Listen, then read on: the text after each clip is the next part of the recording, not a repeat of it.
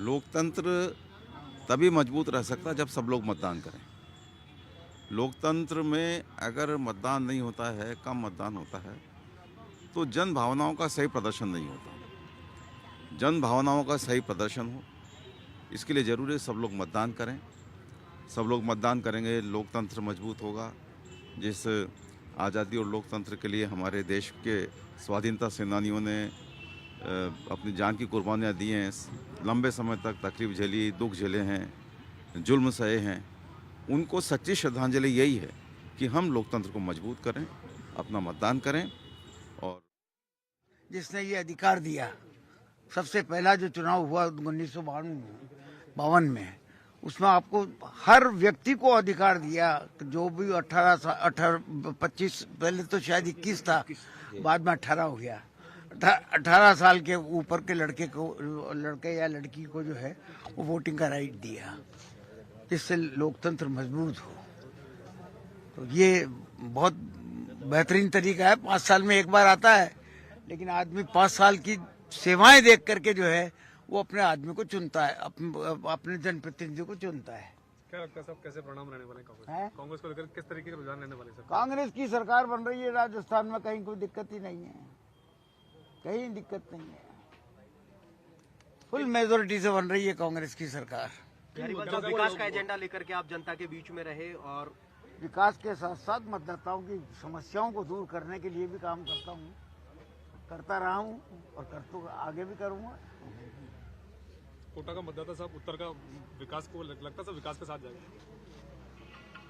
कोटा का जो विकास हुआ है न केवल उत्तर में हुआ है, दक्षिण में भी हुआ है, लाडपुरा में भी हुआ है। अगर कोटा में 1800 करोड़ रुपया खर्च किया है तो दक्षिण में भी 1200 करोड़ रुपया खर्च किया है और लाडपुरा में भी 800 करोड़ रुपया खर्च किया है वहाँ पर विकास के कामों को लेकर के। तो कहीं कोई दिक्कत नहीं है, कहीं कोई विकास की मांग ही नहीं है कि साहब अब ये काम कर दो। लेकिन फिर भी रखरखाव तो ज़रूरी होता है। एक सड़क अपन बनाते हैं तो वो 3 साल या 4 साल में टूटती है, वापस बनाना पड़ता है। तो ये निरंतर प्रक्रिया है, कंटिन्यूस प्रोसेस है ये। आप देश का जो सबसे ज़्यादा महंगा इलाका है बम्बई का नरीमन पॉइंट, वहाँ पर भी आप चले जाओगे तो वहाँ के लोगों से आप पूछोगे तो वो भी बता देंगे कि ये काम रह गया, ये काम रह गया, ये काम रह गया। तो विकास की मांग हमेशा चलती रहती है। तो इस बात पे ध्यान देना चाहिए जनप्रतिनिधियों को कि वो विकास के कामों में कहीं कोई रुकावट न लाके उनको मंजूर करवा करके लोगों को जो है सुविधाएं उपलब्ध करावे। कितनी सीटें राजस्थान में, कितनी सीटों की उम्मीद करें? है कितनी सीटों की उम्मीद करें? मैं कह रहा हूँ आपसे मेजोरिटी, आराम से मेजोरिटी आ रही है कांग्रेस की पूरे राजस्थान में।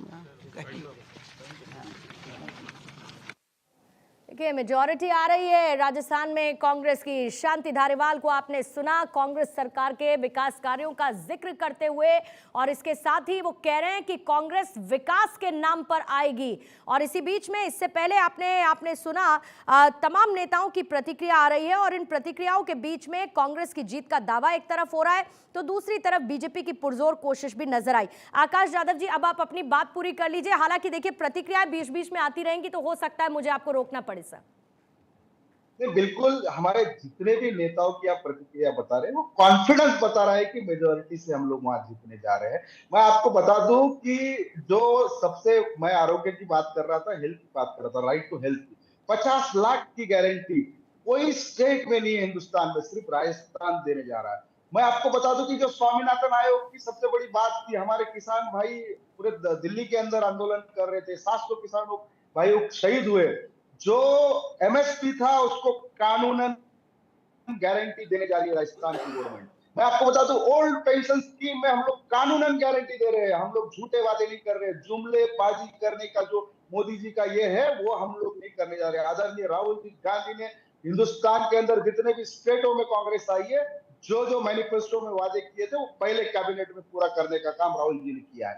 उसी तरह राजस्थान के अंदर जो मनरेगा की स्कीम थी, जो गरीब रोजगार नहीं, लेकिन आकाश जी, आपने अभी किसानों की बात की, किसानों के ऋण माफी की योजना को आप ठीक से लागू नहीं कर पाए, उसमें भी बॉल आपने केंद्र के पाले में डाल दी। ये कह रही है इस वक्त बीजेपी शिक्षकों के तबादले को लेकर आप कहते रह गए कि हम नीति लाएंगे, उसको लेकर कोई पॉलिसी आप नहीं ले पाए। तो ऐसा तो नहीं है कि कोई वर्ग खुश है और कोई वर्ग नाराज भी है कांग्रेस के कामों से? बिल्कुल नहीं कि वहां शिक्षकों की नीति बनानी हो, वहां किसानों का ऋण माफ हो। 2 लाख तक का जो ऋण है, हमारे नेता आदरणीय राहुल गांधी ने माना कि कर्जे से किसान की आत्महत्या नहीं होती, जो ऋण बढ़ता है वो ऋण हम लोग 2 लाख तक का फ्री दे रहे हैं। जो हमारी मैनिफेस्टो है तो उसके अंदर हमने राइट टू हाउसिंग एक्ट, हर गरीब को घर कानूनन दिया जाएगा मैडम, कानूनन। वहां राजस्थान पहली ऐसी सरकार है जो इंग्लिश स्कूल में हर एक बच्चा पढ़ेगा, 12वीं तक के हर बच्चे को फ्री शिक्षा मिलेगी। और हमारी जितनी महिलाएं, हमारी जो छात्राएं हैं, हमारी जो बहनें हैं, उनके लिए हम लोग केजी टू पीजी का एजुकेशन फ्री करने जा रहे हैं। हमारी जो वहाँ की प्रमुख महिला है, मुखिया है, उसको हम लोग 10,000 का जो ये है वो मिनिमम उसको हम लोग गारंटी दे रहे हैं। हम हमारे लेकिन अभी भी आकाश जी, अभी भी आप चुनावी मोड में ही हैं। अभी भी ये अच्छी बात है, मोमेंटम बना रहना चाहिए। अभी भी आप एकदम चुनावी मोड में हैं, एक तरफ जहां पर वोटिंग चल रही है। तो हम लोग जीतने जा रहे हैं। ये जो बातें हमने डिलीवर की है और हम लोग करने जाने वाले, यही हमारा जीत का सबसे बड़ा ताकत हमारी। ठीक है सर, बिल्कुल आप अपनी जीत के दावे करेंगे और जनता ये तय करेगी। सौरभ, आप कुछ रिएक्ट करना चाह रहे हैं, लेकिन इसी बीच में अदिति नागर हमारी पॉलिटिकल एडिटर इस वक्त जुड़ चुकी है। और अदिति, बेसब्री से मुझे इंतजार था कि जरा कुछ राजस्थान चुनाव पर चटपटी बात हो जाए, क्योंकि दावे तो किए जा रहे हैं, कांग्रेस ये कह रही है क्लियर कि वो मेजॉरिटी में सरकार बना रही है और बीजेपी के अपने दावे हैं। जरा मैं चाहूंगी कुछ पॉइंटर्स को आप हाईलाइट करें, किसका क्या प्लस है और किसका क्या माइनस, और जनता का मूड क्या है आपकी ग्राउंड रिपोर्ट के आधार पर। लेकिन अभी की ताज़ा हालात और तस्वीरें और चीज़ें आपको बता देते हैं। पहला, पिछले 2018 के हिसाब से अभी तक 3.5 घंटे 4 घंटे का समय हो चुका है, लेकिन वोटिंग स्लो है। उम्मीद ये की जा रही है कि वोटिंग की स्पीड बढ़े। कई जगह ईवीएम खराब हैं, जो अक्सर होते आए हैं, उसमें बदलाव भी हो रहे हैं, तमाम चीजें, लेकिन वोटर्स इंतजार कर रहे था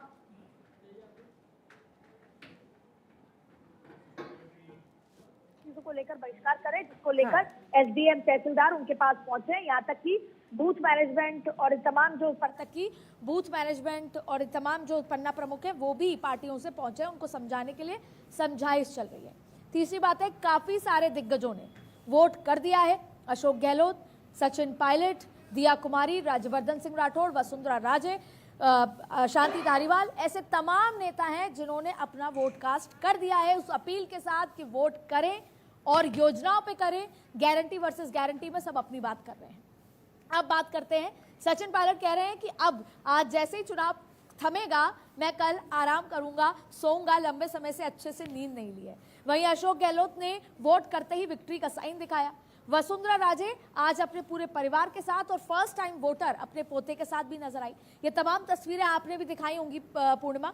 लेकिन अब सवाल है, पहली चिंता की बात कि वोटिंग परसेंटेज कम से कम पिछली बार जितना होना चाहिए, क्योंकि अगर ज्यादा होता है कम होता है तो एक आंकड़े अमूमन आंकड़े या एक बात निकल कर आती है कि एंटी इनकम्बेंसी है इसलिए ज्यादा हुआ, या इसी सरकार को, तमाम तरीके की चीजें। तो सारी नजर इस पर है।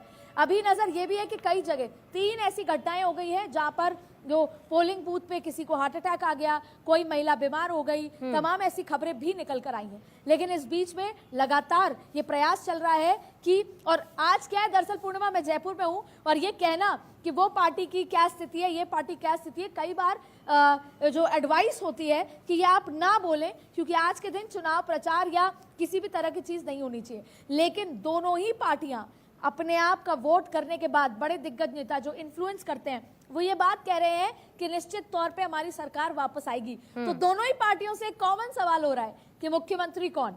सचिन पायलट से हुआ मुख्यमंत्री कौन, उन्होंने कहा हमारी कांग्रेस वापस आ रही है। मुख्यमंत्री कौन, वो मुस्कुरा गए।